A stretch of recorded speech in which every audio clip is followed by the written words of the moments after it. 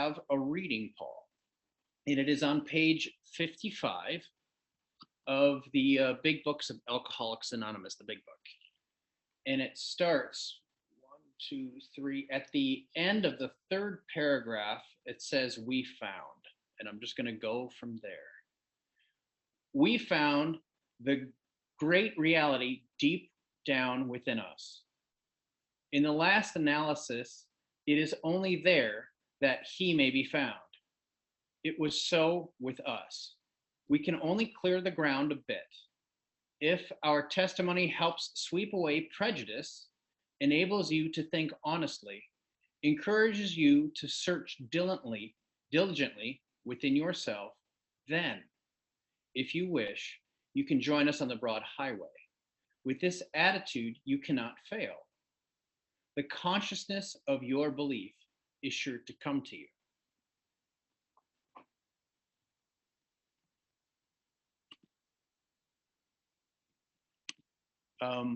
Unmute yourself, Paul.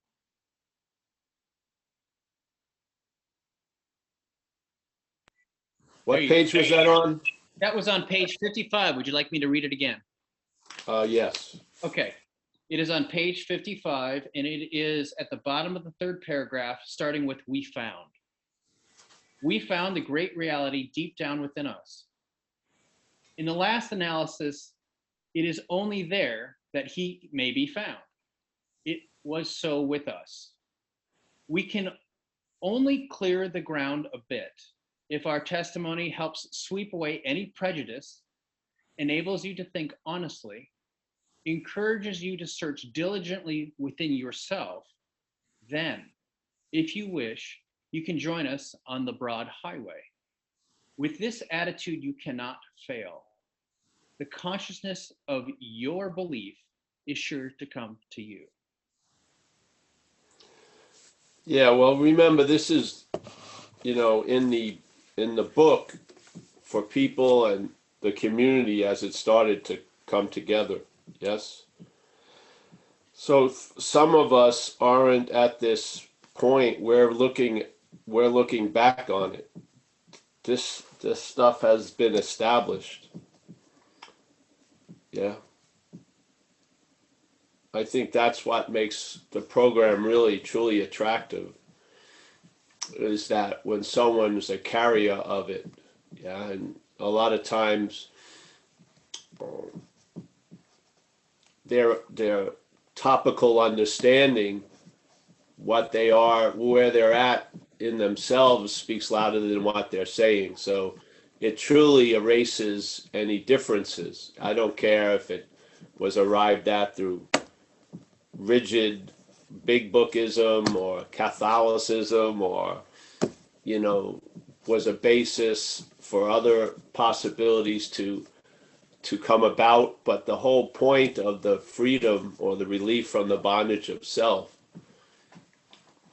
is the basis we all hope that we live from, and that people who come into the program will get to the exact nature of the wrongs and the causes and conditions after they stop drinking and using, and we will recover. We're not recovering from drinking or using. We're recovering from the underlying causes and conditions.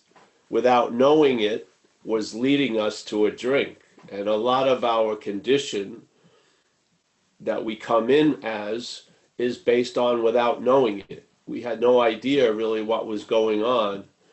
And that's the one quality in an active addictive life that's sorely missing. Not that it's missing, the light isn't missing, but it's being underused or misdirected. So I can see everyone else's faults from a mile away, but I can't see my role in things. So there's a certain blindness that we're confronted with, and we come into the program, and then there's sort of like eyes to see, different levels of eyes to see. So by hearing a description of what it's like to have alcoholism, we maybe finally see that we have alcoholism. we identify with the descriptions other people are giving about what it was like to live under that tyranny, and we seem to have an intimacy with that, and there's a seeing occurs, and now maybe a willingness arises that wasn't there before, and that willingness to, let's say, follow some of the suggestions in AA can and will lead to the habit of being sober down the road. And then there's so much more, as it says in A Vision for Us. This power is going to constantly reveal to us. Yeah, because now the lights are on. So when life brings us information, we can actually see it. And in my case, when I see aspects of the disease or remnants of a life of addiction and of self-centeredness, I bring that information, that stuff, to steps 6 and 7. And I ask that power that I feel totally, deeply, intimately has done for me what I cannot do for myself, to continue that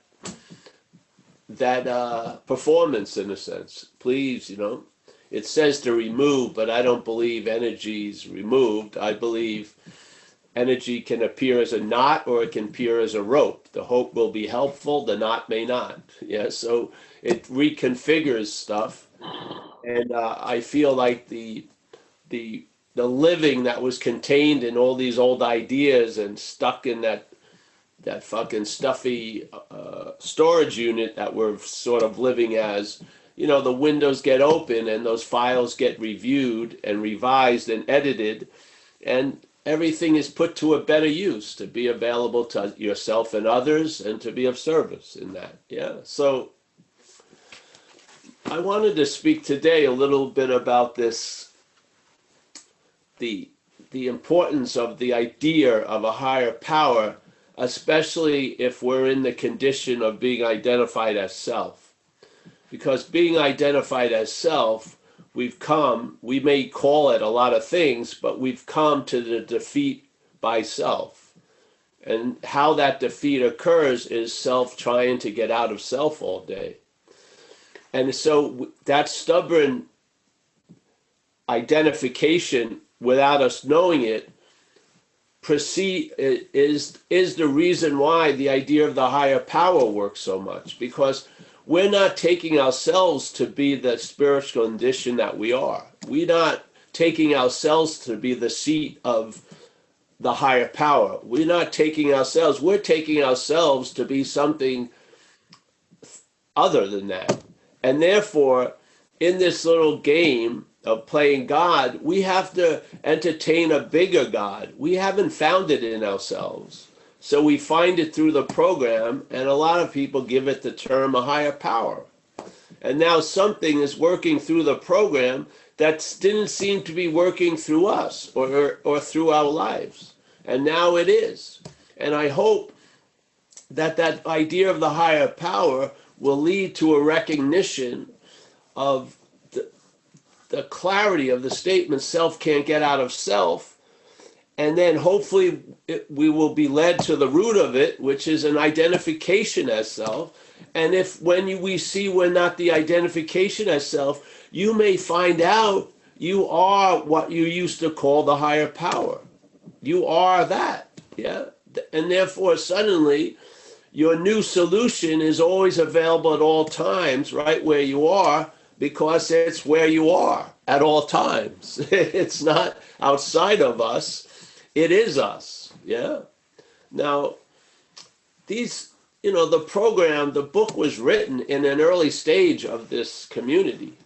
And we've gone through revolutions and rotations of time where some people have 60 years of sobriety.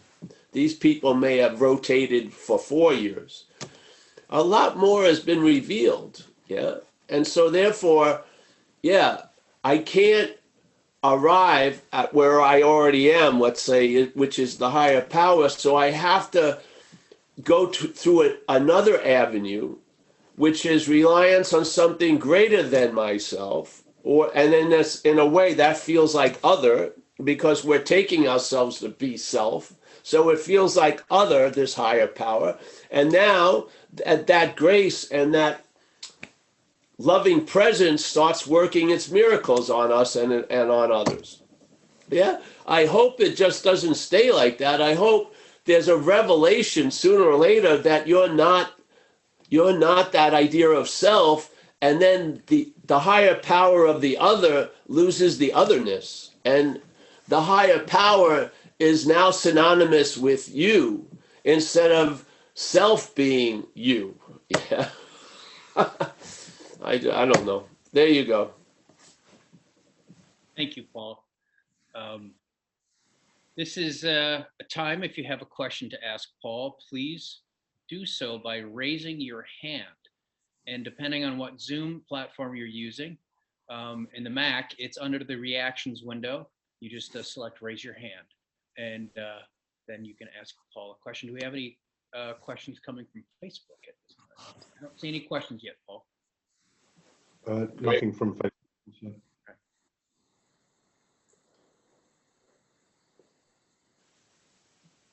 Well, all right. So, in a way, when I came in here, this is just a take I'm having today from hindsight. But when I came into recovery, the higher power was seen as other, because that which I was taken to me was the root of the problem. So I couldn't, if I called, and it was playing God already. So it would have been stuffy if I tried to, there was two gods in there. No, so therefore the higher power, that idea works perfectly based on the condition I was seemingly in. Yes, you see? Yeah. But then as the condition changes, so does how the solution appears. Obviously, because when you see you're not the problem, then maybe you are the solution. When you're seeing life from the problem, it's almost imperative to try to find a solution outside because the inside is seemingly occupied by the problem without us knowing it. So we find this idea of a higher power allows what we are to have influence in our lives. Yeah. Which it's not having much access because of the mental domination. So the program of living diminishes the mental state, and inevitably it's probably going to lead to your idea of a higher power becoming quite synonymous with some of your callers, which is you're always where you seem to be, and you're seemingly always available in your life because Anne's in every aspect of the life. Well, that starts getting implied to the higher power. And then you see that Anne is actually quite sporadic, and it's not always there. It has to be implied that it's always been there, and it will always be there to seem to be here now. And then the spirit starts becoming obvious as the basis of everything. So now instead of living from self, trying to get the help of a higher power, you're living from the higher power as quote unquote self, so to speak. Yeah. I think it's almost a natural progression. Yeah. Now, realizing that the program of AA is sort of organic, you don't want to get too fundamental and kill the growth of the plant. Yeah, the plant of freedom from the bondage of self. I wouldn't anyway. Yeah. So I don't want it to always have to be a higher power of my own understanding, because my understanding is quite finite. Yeah. Quite limiting. So basically, my experience through this process was, yeah, I had an idea that some power outside of myself was helping me finally, but it led to a realization that I want a higher power of its own understanding. I don't want a higher power seen through my understanding. That severely limits the possibility that a higher power of its own understanding opens up to me. Yeah. So these aren't things that are written in the book because they weren't the beginning. Yeah, this is what happens when you stay sober. It leads to other possibilities, I feel. Yeah. You know, it has led to some people possibilities that they adopted a way of life with prayer, and now they don't pray other than when they're at AA meetings. Did something go wrong? No, something fucking worked. Yeah, for them, because now what prayer was taking the place of is in place. Yeah, so their prayers in a way have been answered. Instead of praying to be relieved of the bondage of self, they observe they're relieved of the bondage of self. Yes? So this is like progress in time. Just like the disease supposedly progresses, so does recovery. Yeah? You can't keep putting it in a defined box because it's going to outgrow it. Yeah? And then people, if you do base everything on your own experience, strength, and hope, well, your experience starts giving you different information, all aligned with the same principles, but a lot more information. Yeah? Not so much about the principles, but about the supposed problem. Yeah? And then you see you're not that. You really do. You see it's a mental activity that has command of some light, and it's projecting this image of Paul as a past thing, as a future thing that was fucked, will probably be fucked, and so is fucked now. Yeah? And so you can't fucking shoot for the stars. You're going to be happy with the crumbs. Yeah? I think slavery reasserts itself. And I also feel freedom reasserts itself. Yeah. So, yeah. So I don't, the whole idea of responsibility. I was I was inordinately responsible as a kid. I thought everything that was happening was on me, and I had those experiences of walking in a room with 30 kids. One kid yawned. I thought it was because I'm boring.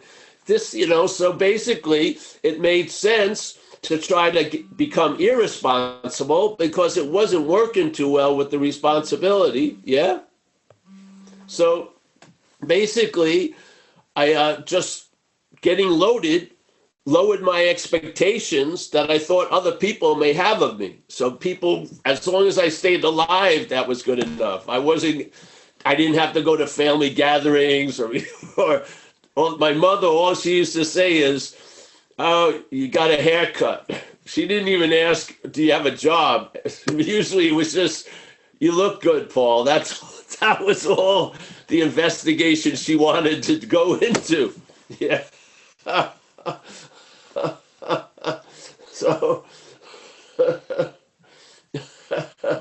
So I didn't want, then I come into AA, and the first big real wave of recovery was seeing my role in things through the inventory process. And at first I didn't until I heard Joe and Charlie explain a fourth step, and then they let me some eyes to see my, the fourth column. They did. Yeah, I was sort of still blind. I wasn't even though I can see, I wasn't seeing my role in things. And their explanation gave me a big aha, and I started to see my role in things. And that's never stopped ever since then. Yeah. So now, all right. So then I made amends. I went out and did everything they asked me to do. But responsibility for those behaviors didn't stay stagnant. The seeing changed, and I saw that I wasn't responsible for a lot of that behavior. Something had taken me over and was using me as a form of expression and of transportation. Seriously, intimately, I got that. So then the responsibility, that wasn't the end of its growth. It grew into accountability, and it relieved me a lot of the burden of guilt and shame based on those behaviors that I exhibited while under the influence of the gorilla. Yeah. If they would have stayed responsible, I still have tons of guilt and shame. Yeah. So, in a sense, responsibility wasn't the end of the line. It was a necessary aspect to arrive at the end of the line, which is, all right, what's my role? What's self's role? Yeah. Let's see. Yeah. Now, I may not be able to recognize it at all times, but by doing inventories, I see the pattern of how self defeats me. Yes. So when I see that pattern starting to form, basically it's usually it's leading to a fuck it. Yeah. When I see that, I bring it to step 6 or 7. Or when I see the mere just beginnings of it, I bring it to 6 and 7. Yeah. So I don't have to deal with the undealable condition of a mental fuck it, because usually most people don't have a mental defense against it. Yeah. So I'm going to realize I shouldn't drink after I fucking drink. Yes.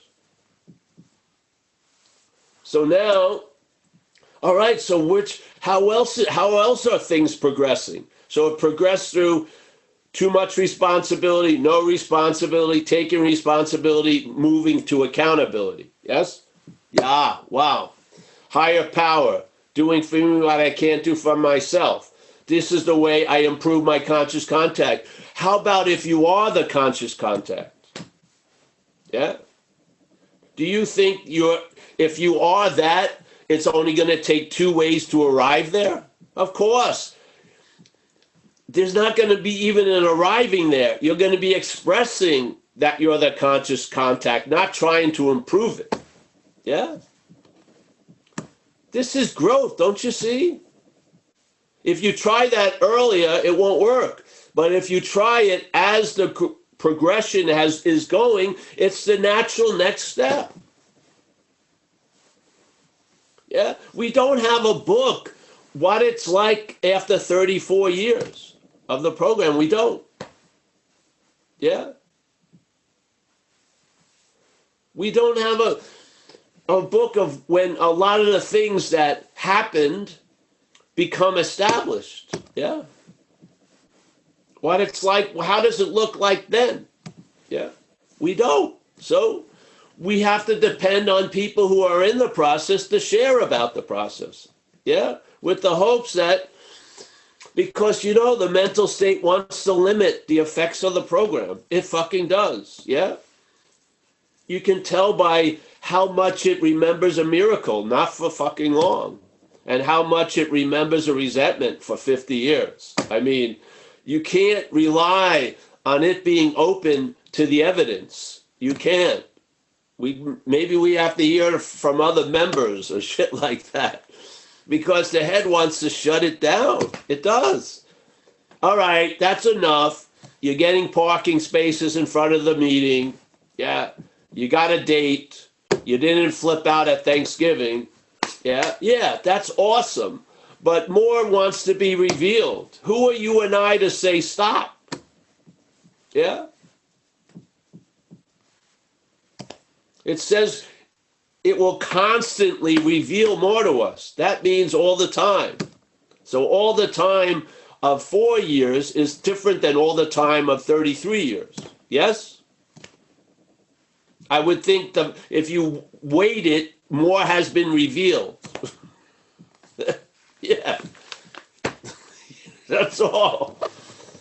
Yeah. Yeah. Thanks, Paul. It's sort of like, let's say if you were in an army and you were in the winter, and so the uniform was appropriate, thick fucking flannel, like that. Then you get moved to Africa. You're not going to wear the same uniform. It doesn't work anymore. You'll be fucking super hot. Yeah? So, yes. So we may use something that will probably be led to us not using it anymore, because the condition that was absent is now present. Yeah? And it's the condition. Yeah?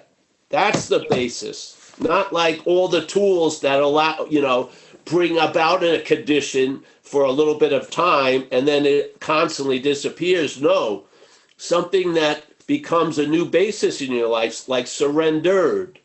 Not a constant life of surrendering, holding on, surrendering, but surrender to what? The basic facts of step one and your inability to manage a life.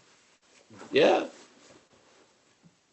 I mean, when does the evidence arrive at a conclusion? It can't just be a life of evidence of 40, 50 years. It must arrive at a conclusion where you're convinced of something. I hope. I mean, seriously. And then when you're convinced, things work differently then, yes? The job is done, things move on. It's not like a brow beating. It's okay. I'm convinced. Let's move on. Let's move on. Yeah? You remember like when you first came in, the fear factor was a very alarming but it was useful thing. You're going to be dead if you go back out. But after a few years, you've moved away from that, and you're moving towards something else, which is captured in, step 6 in the 12 and 12. Like you're now, instead of moving away from hell, you're moving towards heaven. There's different conditions in the moving towards heaven. Yeah? The fear of you're going to die may not be really useful at that point. Yes? Yeah. So, yeah, if you find yourself super hot in a uniform, it may need some tailoring, The basic uniform is fine, but you may need a little, some slits here and there. It's cool up, I don't know. I could be crazy, but it just seems like natural that if an idea came upon us in, let's say, 1935, and they wrote a book in 1939, and then that idea has gained traction for 70 years, you don't want to put it back in the shoebox. Yeah? I mean, it's growing. Yeah. So yes, I love everything, but I don't want the love to it's like loving a child and then trying to keep them a kid, Don't let it grow to like 6 feet. I want it to be my little, it's like out of a horror movie. You know what I mean? I'm going to stunt their growth and hormones and you're always going to be my precious. That's fucking sick. So there's this thing, I mean, I feel things grow, because it uses the term grow a lot. You'll outgrow fear, you'll outgrow this, you'll grow into something else. Yes, that's, yeah. In this case, it never levels off. The growth is continual. Yeah, because what it's growing from is eternal in a sense. Yeah, so in time, eternity and time would be a growth of eternal. Yeah, it would keep growing. So yeah. I don't know if I'm getting across something, but it's more of a flavor of living sober for a long time and then seeing the mental state is truly arthritic. Yeah, it's very arthritic. It becomes very rigid, either or. Yes, it's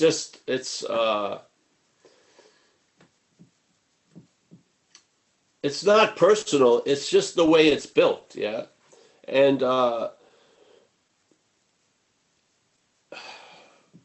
it's just going to have too tight of a collar and everything. Fundamentalism isn't a good look for me. Yeah. Yeah. Because then you feel like for you to be right, everyone else has to be either wrong or come onto your right side.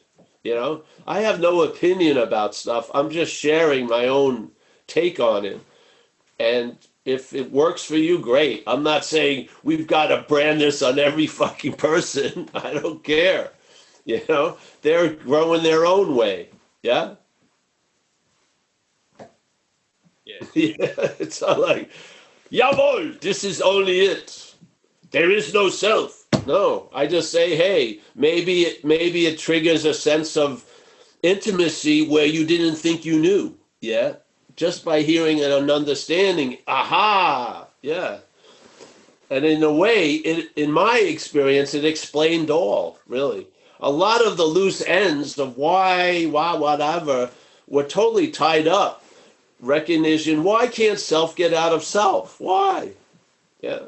If self is one thing and then self's another thing, which is how we see it as Paul, we don't see the self we're representing. We think it's Paul. And then there's self. It seems just like if Paul's in the kitchen, he could leave to go to the bedroom. It just makes fucking sense. So self can't get out of self really doesn't make much sense to Paul, aka self, trying to get out of self. It's got a stubborn belief that it should fucking be able to get out. And that's what leads to all the guilt and shame when it seems to fail. Because it's oh, you should definitely be able to get out of this. And then when you don't, it turns on you, and then it demands more. Yes? Yet it becomes a slavery. You're wanting to get out of self because of slavery becomes a slavery as self. Yeah? So if you see what you think you see as self is actually a working idea now called Paul, then self can't get out of self makes total perfect sense. And and I took it to an extreme of shooting up large doses of cocaine, really with the hopes of dying, but having a moment where I'd be free from self. So Paul didn't just philosophically play with this idea. It really attempted through drug use to get out of self. I mean, literally, at the expense of life as a body. It was willing to pay that because it was so fucking unbearable, being whipped by that mental condition all day. 1 second of real freedom from it seemed to be worth it to me. Yeah. So perhaps, thank God, there's a better way. Just trusting, losing faith in the finite self by seeing it's not me and gaining faith in the infinite and ultimately seeing it as me. Really. You know what I mean? It's like a mistaken identity being revealed not to be so, and then the so-ness of really what we are becomes obvious. Yeah? I don't think we become identified spiritually. We are spirit. Yeah, I do. I feel that's perhaps the better way. And it's really rooted in a faith. Yeah? There's a faith in the finite self that captures us and limits our possibilities unbelievably. Yeah? And then there's a freedom from that through the grace of this power, which is us, through the auspices of the programming that leads us to a faith in the infinite, where there's no need for identification because you'll actually find yourself to be that. Yeah. That which you were looking for is what's looking. Yeah. The infinite has been cast as the finite, but it ain't the finite. Yeah. Yeah. Yeah. So, hallelujah. Thanks a lot, Paul. We do have. Can I hear a hallelujah? Well, I don't want to mute everybody. Say it silently. Hallelujah. Let's have a Zoom revival. Hallelujah. We've got a question. We've got a couple questions coming from Facebook because there are no hands up yet. So the first one comes from Ben, and he asks, where do personal wants fit? I can find it difficult what I want and need in a situation. Well, just if you can, then use the movement of surrender. Just surrender what you want and need, and then rely on a higher power, and also honor it when it demonstrates it's taking care of you. Yeah, not by the way you think. See, this is the problem with me in the beginning. I had a preconceived idea of how it was supposed to look when I got certain things. So when life started delivering the packages, I refused to sign for them because they didn't look the way I thought they were going to look. That was reliance on self. I got out of that quickly. and I started taking it as it came. So yeah, I would use that.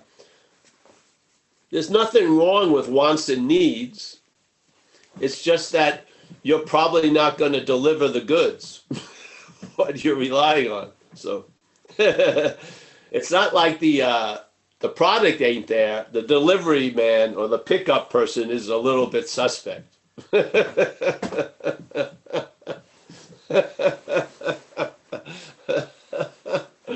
Yeah. So I love the idea of surrender, and I hope if you don't have an intimacy with that, ask for an experience of it, really. Because it really changes the... See, you can't know surrender. You have to have... It's sort of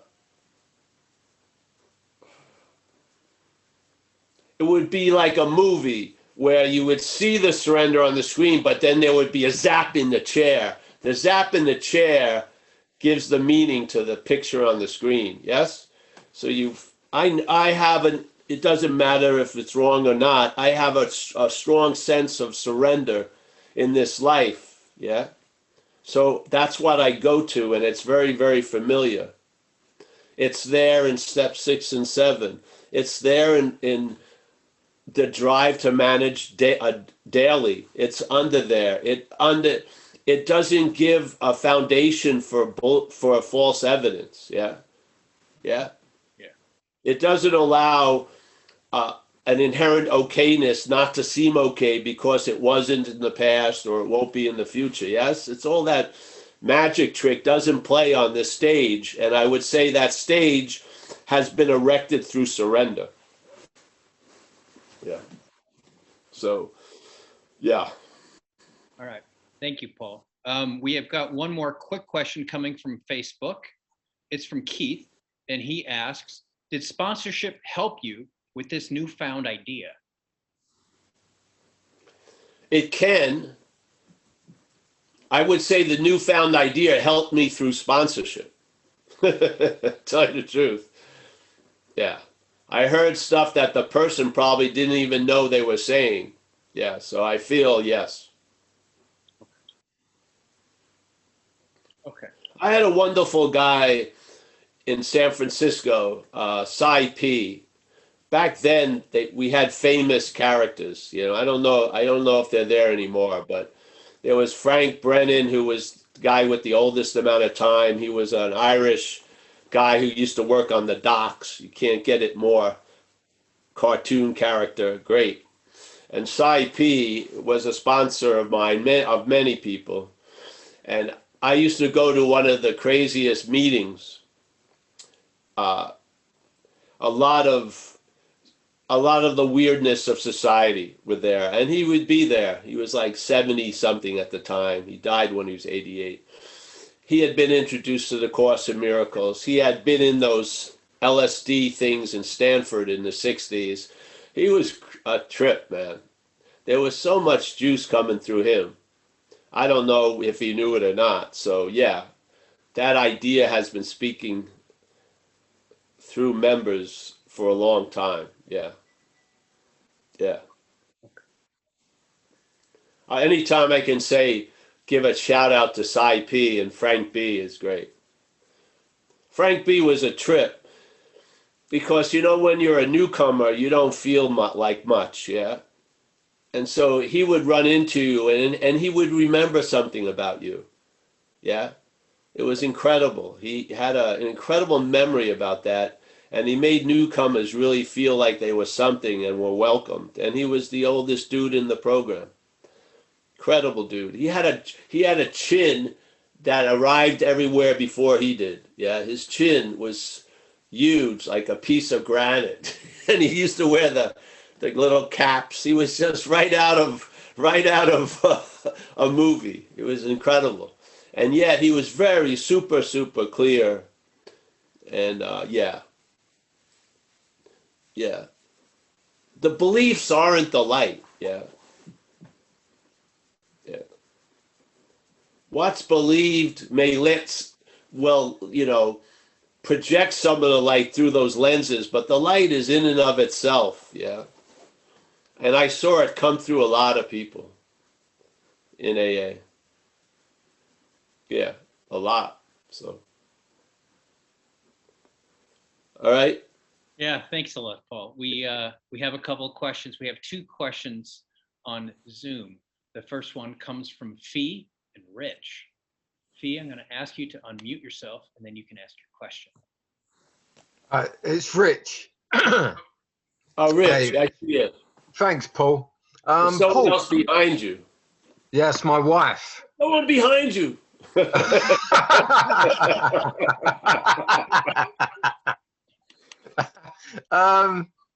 Can you give us an example of, you mentioned the phrase finite self. What do you mean by that? Like, The finite self is the feeling of being a long-lasting, independent, separate entity that's reinforced by your mental state claiming everything that's happening to imply it's happening to you or through you as this long-lasting, independent, separate thing. Yeah? is that experienced as a feeling or of a sort of discursive thought? It's something that will claim the feeling and imply it's being had by one feeler, and that one feeler is a historical Rich who Sure, doesn't got it. deserve to feel that much. That's the feeling of it, yeah. Nice one. See, the mental state is a movement in time, right? So we're living, there's living, and the living's demonstrated through contact, seeing, hearing, feeling, tasting, touching, and then seeing thoughts and other subtler things, like, yeah. And the mental state arises, yeah, after that contact, though very quick, but after it, and it just claims the conscious contact to imply you. So it has a mental image of Rich that it reinforces and obsesses over all the time. And basically, you now live a life based on it being interpreted as Rich. Yeah, that's not living life. That's an interpretation, yeah? And most of the interpretation is based on false evidence that Rich is a long-lasting, independent, separate entity. Therefore, Rich has no discernment of what's false or true. So Rich is taking a lot of false evidence to be appearing real because Rich is an example of false evidence appearing real. Okay.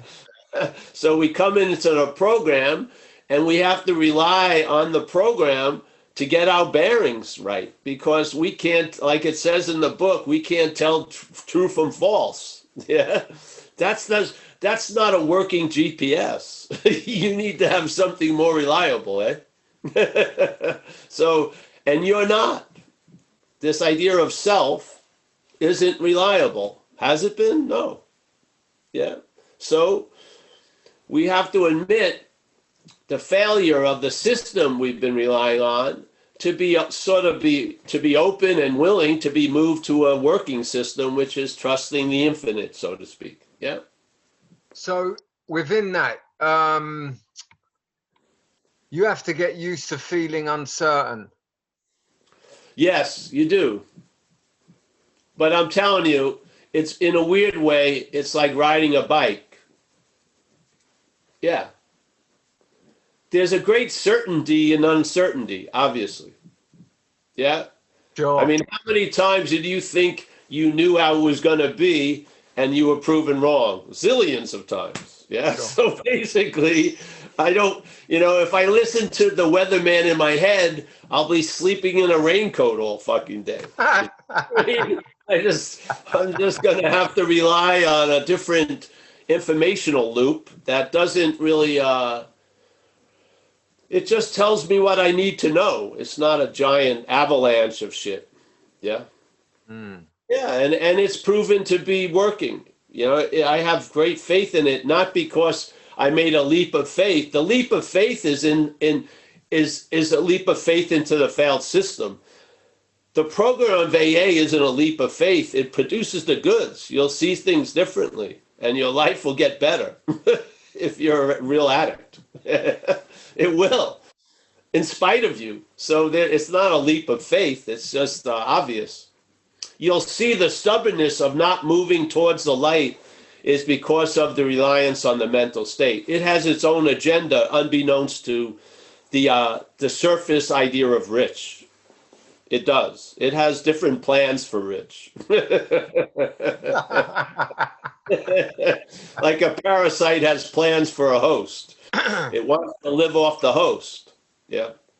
So being such a hostile parasite, this parasite's come up with a great idea. It convinces the host that it's the host. So you can't entertain living without the parasite because you call it you. Yeah. So there you go. It's slavery through identification, really. It's slavery through identification. Yeah. We're constantly brought back to a mental idea by all the mental activities. And that mental idea is you're rich. You're the doer of whatever's happened through you. Even though you shot cocaine and you did shit you would never have done, you'll be living on that guilt and shame based on being the doer of those behaviors you had nothing to do with for the rest of your fucking life. Yes? That's the parasite. Yeah. You've been framed for crimes you didn't commit, and you're living out a life sentence. And it plays the jailer, the jailmate, the fucking policeman, everything. And I'm telling you, you're not getting out. It may promise you're going to get a new hearing, but it's the same old hearing. If you get absolved from one crime, you're going to be convicted on another crime. There's no way fucking out. Self can't get out of self. Yeah, so. Nice one. Yeah.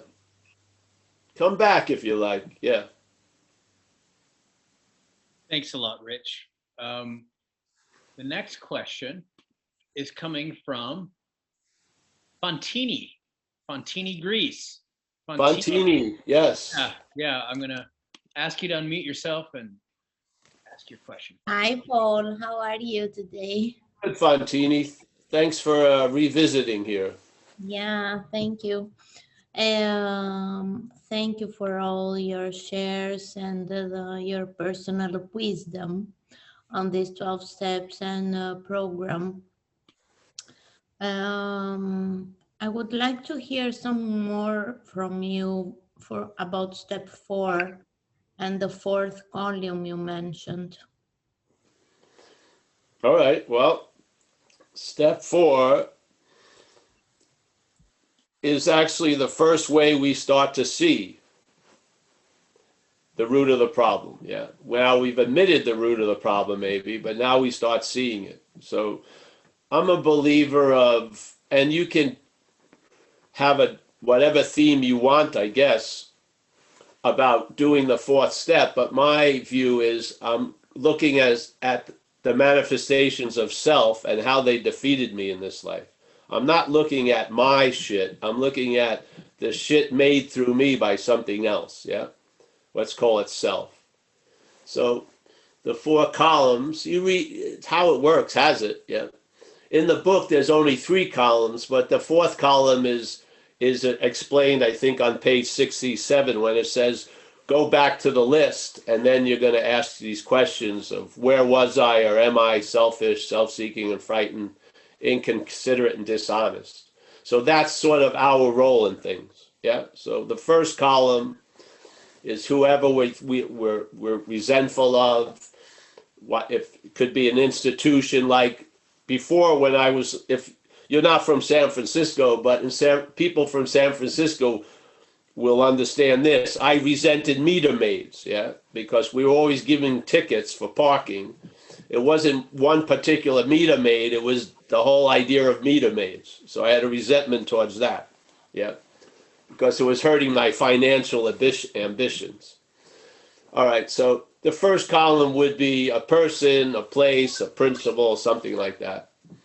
The second column of the inventory is just a thumbnail why. So let's say we'll use the first column is Wendy, right? Why do I resent Wendy? The second column is because she left me. So I was obviously going out with Wendy. So there's the first two columns. Now, everyone in every bar right now does the first two columns. Everyone. It just leads to them getting more loaded usually. They know fucking Wendy fucked with them because she left, but they don't see their role in things. So we're going to move from the second column to the third column, which, if you're very interested in it, Joe and Charlie, these guys that used to do big book seminars, you can access their paperwork where they made a graph of the 4-column inventory. Very helpful. So the third column is the instinctual agenda. Yeah, the instinctual drives we're all in. Yes. So a human being, appearing as a human being, has a lot of needs that are not met being the human being. We have outside needs, yeah, that aren't guaranteed. So we need food, we need shelter, we need clothing to keep ourselves warm, yes? And then there's other needs. Some people need a sense of community, some need love of a family, whatever. But there's these instinctual drives that this mental condition called self thinks it's managing. Yeah. So now the self is confronted with this agenda, and it manages and tries to control and direct us. Yeah. In the completion or the bitching about not the completion of how we wanted it concerning the agenda. So that's the third column. And they make a very clear, simple breakdown. There's the social instinct, which would be self-esteem, personal relationships, how other people think of you, yes, respect, all like that, a standing in society, social instinct. Then there's the security instinct, which is emotional and material, yeah? So material security would be money, obviously clothing, car, this or that. Emotional security is a little different, where you may feel emotionally better if you have money and a place to live in, car, yeah? And the feeling of being in a group and being loved by someone and all like that. So there's these needs coming from this emotional and material security drive, yes? So these are, in other words, there's things that we need that are outside of our control, and something's managing those missions, which is self, yeah? All right, the third instinct is the sexual instinct, which is to procreate, and also the pleasure of it, yes? So there's a drive in that category. So that's the third. So everything, every incident concerning a person, place, or thing gets brought into the third column. And to see how Wendy's leaving me, how did it affect that third column, or how I viewed the third column from the view of self, yes? All right, so yes, it hurt my pride that she left me, because I have a story that I'm a ladies' man, and so when a lady leaves a ladies' man, he's not much of a ladies' man, yes? So pride, my relationships with her have been affected, with all our friends, with her maid, because Wendy's rich, so all these relationships have been affected. I don't feel that good about myself, because I gather a lot of feeling good about myself by the person I'm with, yes? So I'm dependent on Wendy, how she looks and how she is, to feel somewhat okay about myself, okay? So I go to the material security. Wendy's rich, I'm not, yes?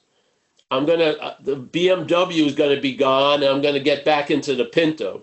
So I like that lifestyle. I like having a pool, this and that. So Wendy leaving me has got me, I'm worried that I'm not going to have a nice house anymore. I'm not going to have a BMW, and I'll never have a house and never have a BMW. So I'm really fucking pissed at Wendy because I liked living where I was living and shit. Yeah? All right? And now my emotional security, definitely. My finances and my being taken care of, shelter and clothing and shit have a lot to do with my emotional security. So everything is fucking shook up. Yeah? Now I get to the sexual agenda. Okay. And I look at all right, I'm not going to have sex with Wendy anymore. So I'm pissed off at that. And I'm also not going to have sex with Wendy's maid anymore because I'm not going to be seeing the maid. All right. So there you go. So now I've done a 3-column inventory. Usually you're supposed to stop. I don't know if after you do it after the first 2 or the third one, where you look at everyone and see them as perhaps as sick as you.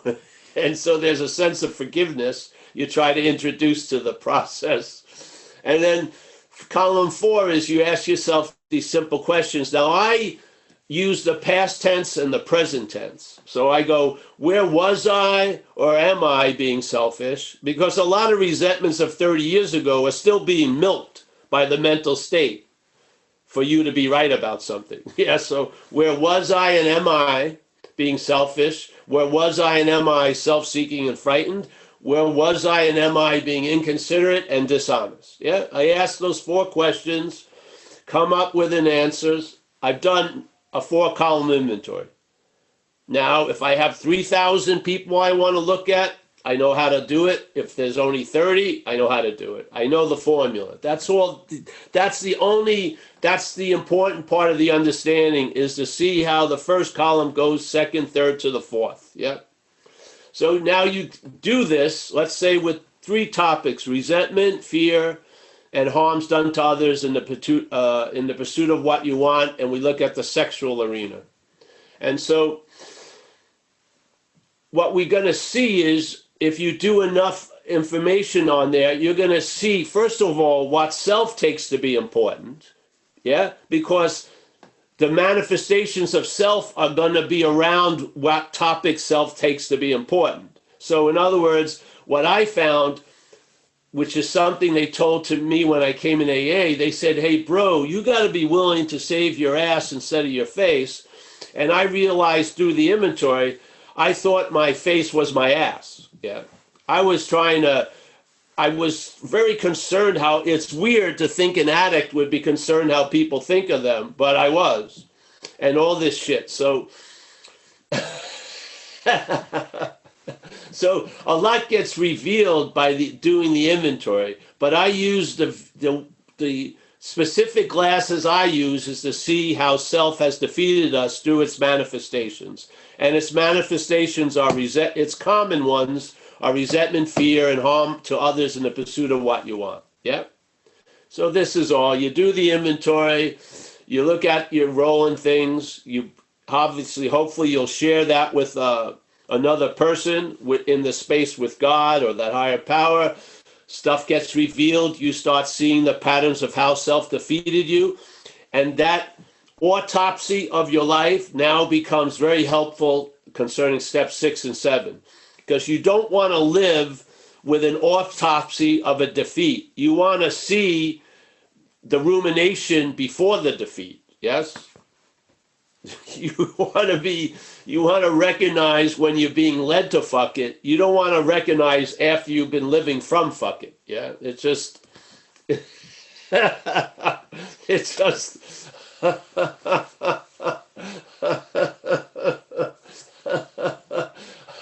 want to recognize I don't want to go to jail. I don't want to recognize that while I'm in jail. I want to recognize I don't want to go to jail before I go to jail. I don't want to have that recognition after I'm in jail. It's not helping me much. So, yes. So I hope that was helpful. Yeah, But it was. I don't want to take tons of time here, but if you go to Joe and Charlie, it's a very simple thing. I was not a big believer in writing a novel and going over it. I don't want to sit 9 hours with somebody. It's usually 2 to 3 hours. Joe and Charlie. Joe and Charlie, you said. Joe and Charlie. Yes, you just look up Joe and Charlie AA, and they'll probably bring you to these papers. And if you have time, listen to their talk on the steps. It's quite profound, I feel. For me, when I was new, it was incredible. I was sorely lacking in understanding. I had no bridge to get from my role to their role into my role. I just kept my whole point of view was looking outside myself to see what I could blame. Yeah. So Over the years of sobriety, I've been doing again and again step 4, and peeling the onion every time I find some new things. As I move on in my life, grow in recovery. There are always new ways to approach this step 4, and that's why I wanted your opinion on that. well, that's the way I do it, and I don't see step 4 as a lifelong thing. Step 10, obviously you do the big house cleaning, but hopefully you'll start seeing the patterns of how self has defeated you, and you'll be more engaged with step 6 and 7 than step 10, hopefully. Yeah. Thank you. Yes, you're welcome. Thanks a lot, Fontini. I don't see any other hands currently. Does anybody want to raise their hands, or how are you doing on time, Paul? I'm doing fine, but whatever. If there's no hand or no hand, however it goes.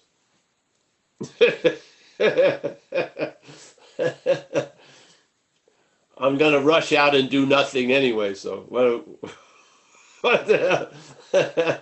I don't have a large amount on my agenda, and what I do have on, I'm avoiding probably on some unconscious level.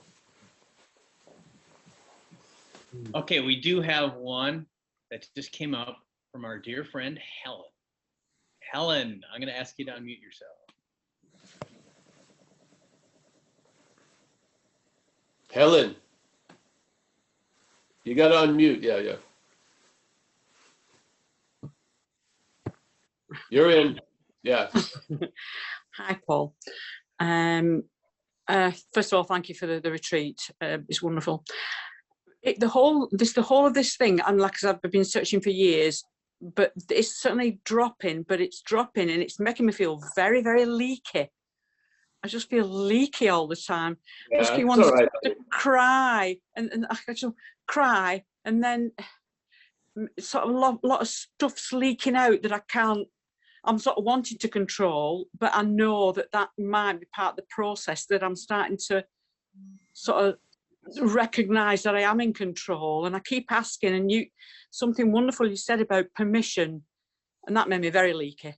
You said, give yourself permission, and I've never given myself permission for anything. Because in a family role, I was always the mediator. So from my parents were very painful. They had painful background, and that's over, honey. That's over. And and that's what I've become, though. That's been my role in life, to be a mediator and to sort of try and stop people's pain. But it's almost like I can't bear the pain myself, I think. So I'm trying to take that to step 4. Yeah. And then when things come up, I'll write it in step 4. About what I believe the I to be doing, and there is a lot of control. 10. Keep it at step 10, honey. At step 10. Yeah, because right. You don't want to. When it's coming out as tears, you don't have to write it all so much. It's already triggered it. So just go through the emotion, because sometimes the writing is a way of trying to stop the crying. Yes. Yeah, just the crying out. That's how you're dreaming yourself out of this. Yes. You're an emotional character. So that's the way it's going to play out. I've never allowed it. Well, I know I've been a very passionate person, but I've never allowed it. Well, No. it's too late now, It's- honey. It's le- leaking. Yeah, it's leaking. It's leaking into the Zoom. I've noticed it a long time. So Leaking. you haven't done a good job holding it, containing it. No, Kaiser said that when I've chatted in the garden room, and I don't realise that people are seeing me leaking. Yeah, leaking's all right, honey. Yeah, yeah. A lot of people go through this, yes, because they've been Right. pent up or a lot of stuff. There's been a lot of like gatekeepers not denying access or flow, so to speak. And they're all mental, yeah. They may have had the right intention once, but now it's gone awry, yeah. And you past that phase. You don't have to go through all these checkpoints, yeah. Gatekeepers Yeah. are such a good word. Yeah, and just let it out, and it's not gonna go infinitely. It's just gonna do what it needs to do because uh, those tears are carrying a lot of stuff out. Yeah, it's almost like a detox on an emotional level. Yeah, it is, and I found it very rich the times I went through it. Yeah, because I had a lot of see. You know, the fear concerning sadness, when surrendered, becomes rich. The It is sadness. becoming rich. There's something becoming higher rich. power, That's a good The word. higher power plays sadness. It's rich. It's to me, it's incredibly.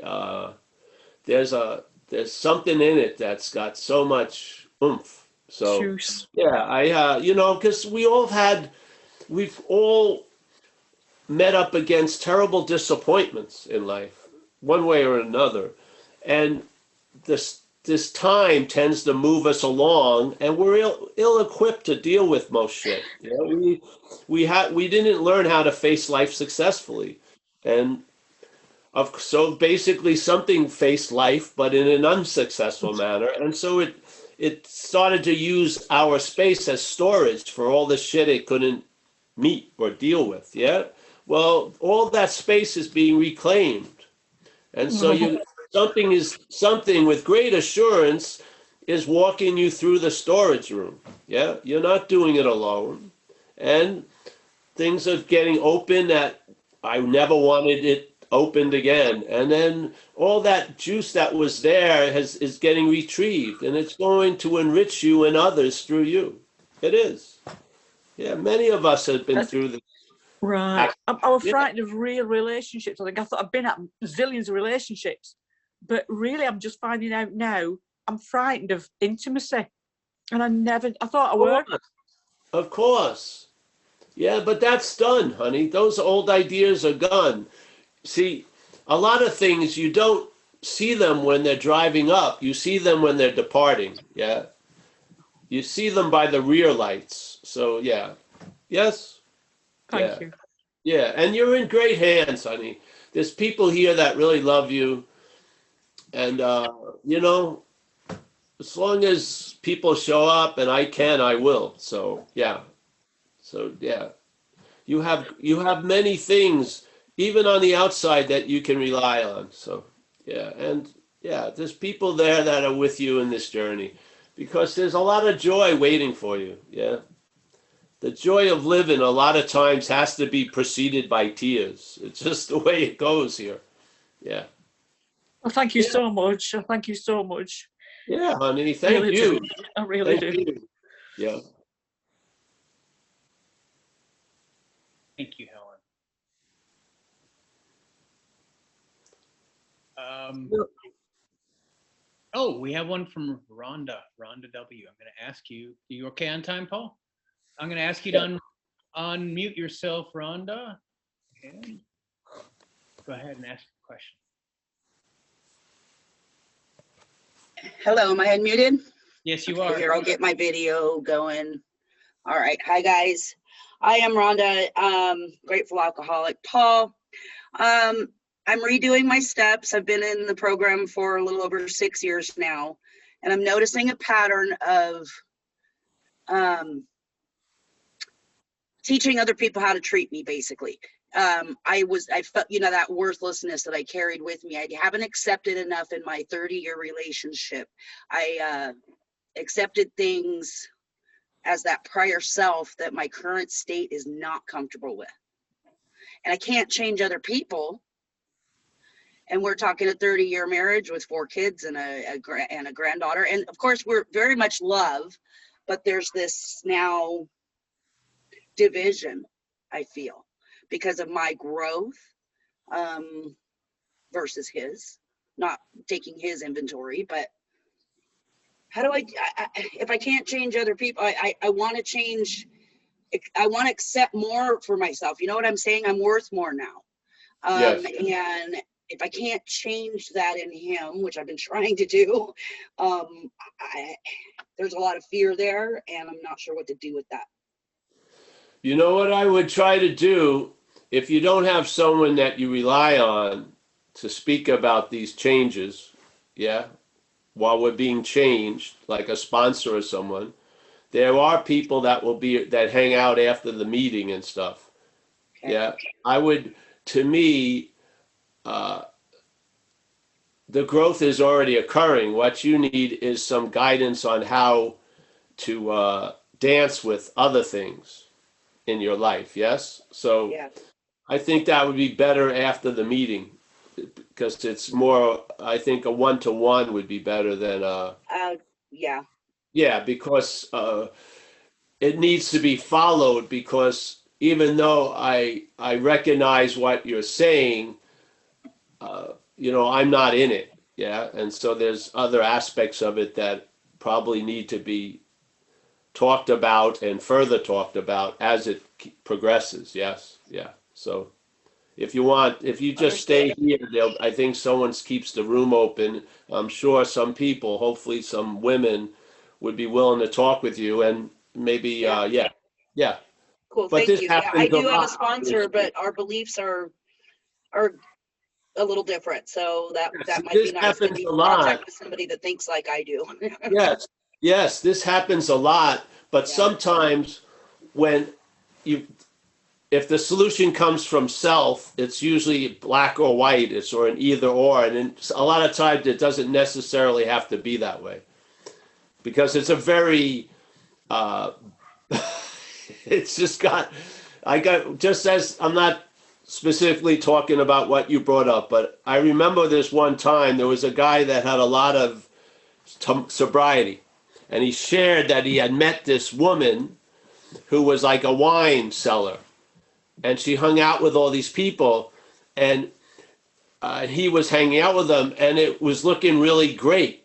Like the people seemed to really like drinking wine, and there was a whole lifestyle around it. And he was getting a little flipped out, and he was thinking the only way he could see it is, I'm either going to join them or I have to leave. So I heard him, what he said. So after the meeting, I went up and I said, well, why don't you do some service and then look at it? Because maybe if you're out of yourself, you'll see it in a lot more different ways than either I'm going to start drinking with them or I got to leave her. You know what I mean? It's so insane. So I just said, if you do some service, you're going to see it from a different position, because obviously it looked like he was looking from self. Yeah. So it's either I'm going to be drunk tonight or I'm fucking. And there may have been another more, a different solution. So yeah, that's what the idea is, what we're relying on is unreliable. It's just that simple. And you can't ask it for what it can't deliver. It sees in a very black or white way. Yeah. So it's not inclusive. It's very exclusive. Either I do this or I do that. There's no way they can both be happening. It's a blindness disguised as looking. It's fucking crazy. So yeah, but I would hang around if you can, Rhonda. Yeah. Thanks so much, Paul. I appreciate you as always. All right. Thank you. Yes. So, Aid. All right. Thanks a lot, Rhonda. And if anybody wants to stick around, and we can also segregate into males and females with the. Oh, whatever. Yeah, just get in there. Yeah. Whatever works. Yeah, whatever works. So I don't see any more questions. Neither do I see any questions on Facebook. Oh, great. Well, let's say goodbye to everyone, eh? That sounds great. Thank you. Yeah. Kaiser, first to you and all your service. Thank you, Paul. Thank you very much. And then we have Kerry in the confines of Hawaii. Nice to see him. James Lebowski, another reappearance. Did a little shaving there, James. Yes? You're traveling lighter. Wow, that's good. We got Paul. Paul's breaking out the shit. I'm not doing it yet. Hold on, let me see. Oh, this ain't a bad one, Paul. Yeah, that's not bad. This ain't bad. But see, this is affiliated with a beach down in Southern California, which I like. Where is it? What is this? Long Beach. Yeah. So there's a certain intimacy with it. Yeah. I know you're not in the fucking sun, so yeah. I win. I'm writing the rules. So we got Rob Farr, as always. Nice to see you, Rob. Mike Z. Mike Z looks like a guy who's going to wash your windows and check your oil. That's pretty good. We got Lorraine. Nice to see you, Lorraine. And Walter. Walter, as always. Yes, nice to see you, Walter. Yeah. We got Owen. Nice to have you around, Owen. Yes. Helen, as always. Yes. You're entering the spring of Helen. Helen is going to enter a spring. Yes. Yes. Fantastic. Joseph, nice to see you there, Joseph. Thanks for being there this weekend. Suzanne, thank you for the share yesterday with the course. Very nice. Appreciate it. It's fun that we both were at the Endeavor Academy. Yeah, that's a trip. Yeah. We got Kristen. Kristen there. Pleasure to see you, Kristen. Sharon P. Nice to see you, Sharon. We got Maria. Maria looks like she's ready to take off there. Yeah. We got Jacob. Nice to see you, Jacob, in Seattle. Pleasure to see you guys yesterday. Mickey. Yes. Fantastic. Nina, not Mina or Tina, but Nina. Always pleasure, Nina. James R. Nice to see you, James. Leah, as always. Leah, your donation went to someone to go to the retreat. I don't know if they liked it or not, but I did, so yeah. We got Carl Nolan, Carl N. I don't know if I should say last names in recovery, so. We got Fee and Rich. Nice to see you. I'm looking at Fee, I hope. Yes. Connie from Weston KY. Nice to see you, Connie. Thanks for showing up at the Zoom. We got Jono from the UK. Rhonda W. Randy is in a non-moving vehicle. That's good. And he's in the front seat. That's very good. He's not in a police fucking thing. Ann, always a pleasure, Ann. Yeah. We got Esther. We got Michael, Stacy from Madeira, Jeff, Maggie, Skylar, Nate, Lo. Nice to see you, Lo, wherever you are. Jenna, Jack G. I heard you speak earlier, Jack. Alan, where is this? Oh, yeah, Alan, Julianne, Jack G, Christy. I see Jenna now in a picture. Skylar, Nate, Ohio. Nice to see you, Nate. Yeah. Lowe's got a dog, but. All right, that's it. Hey, we'll be here tomorrow night for a non-duality session. Thursday for recovery. Yeah. Yeah. And then Saturday, non-duality.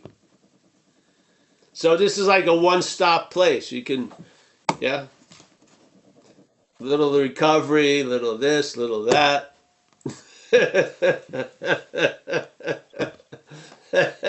We know if you leave one station, you'll get lost till you get to the second station. So we'll have both of them at the same place. Yeah. All right. See you guys. Thanks. Love, Paul. Yeah. Niggers. Thank you. nigger. All right, Alan, I'm gonna silence you. That's not very nice. Thanks for sharing. I'm gonna mute everybody right now. And then I'm going to see that we get a safe room. Alan, not nice, Alan. Gosh, I'm trying to find Stop recording. Oh yeah, thank